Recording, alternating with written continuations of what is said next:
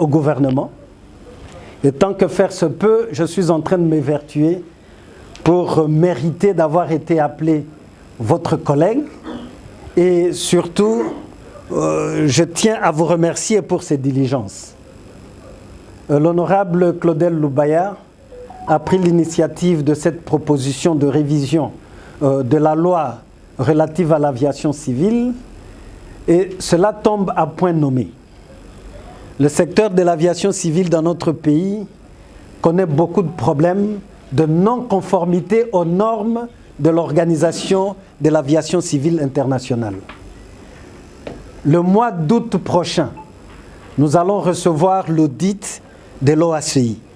Et cette loi est un rouage essentiel pour que nous parvenions à réduire les non-conformités de notre pays par rapport à l'Organisation de l'aviation civile internationale. Donc, moi, je ne peux que vous remercier de cette assiduité dont vous faites montre. Je sais par ailleurs que votre accompagnement m'est indispensable pour qu'on arrive à relever le défi. L'aboutissement de l'exercice que vous êtes en train de faire sera d'abord votre œuvre. En vous voyant tel que vous êtes là et en me voyant sur cette chaise, j'ai une nostalgie. La nostalgie d'être parmi vous, parce que c'est d'abord ma commission. Et j'imagine dans les débats pertinents que vous êtes en train de mettre, de dégager, si j'étais avec vous, je n'aurais pas manqué de placer mon petit mot. Mais qu'à cela ne tienne, vous nous avez ouvert la brèche, vous m'avez invité, j'ai déjà instruit mes collaborateurs pour que nous aussi nous amenions notre contribution dans l'amélioration de cette loi essentielle. Donc je ne peux que vous dire merci.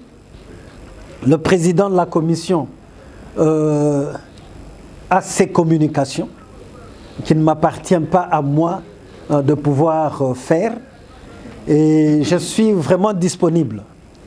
Je serai resté avec vous dans cette séance de travail qui reprend à 20h, mais demain j'ai encore un autre exercice. Je serai encore à l'Assemblée nationale pour vous présenter mon plan stratégique de désenclavement de la République démocratique du Congo. Vous savez pertinemment bien qu'en plus, ministre des Transports et Voies de Communication, il a plu au chef de l'État de me donner encore les attributions de désenclavement. Donc votre collègue que vous avez envoyé au gouvernement est aujourd'hui en charge de transport, voies de communication et de désenclavement. Je voudrais bien vous inviter à être là parce que c'est une opportunité qui me sera offerte pour échanger dans un débat interactif avec les honorables députés.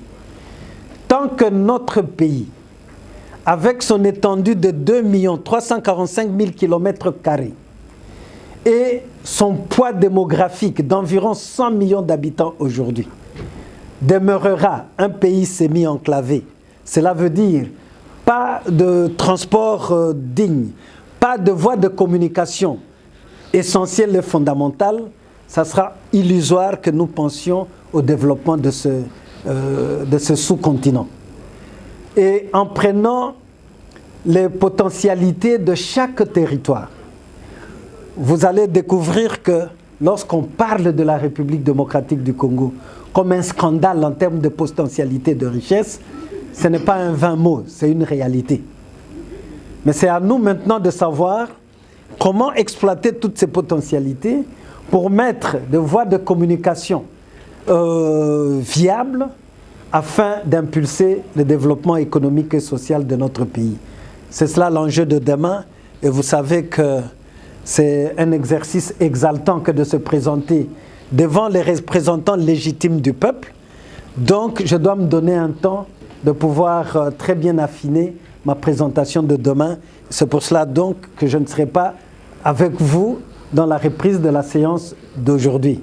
Mais tout reste promis, je vais me disponibiliser dans les séances qui vont suivre pour qu'ensemble nous puissions produire une loi relative à l'aviation civile qui nous fasse réellement avancer.